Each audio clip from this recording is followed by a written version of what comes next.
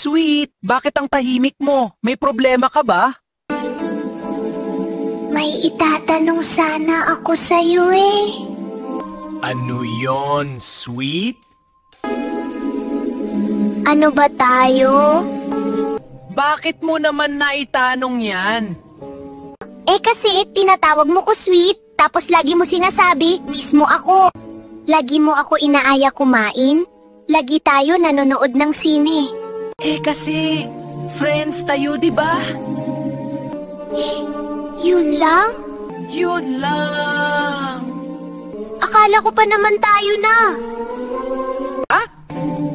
Assuming ka naman, Sweet? Gusto lang kita kasama kasi lagi mo ko nililibre. Ganon? Paasa ka pala, hayop ka! Diyan ka na! Di mo pa nga ako pinautang, gusto mo jowain na kita? Labo mo!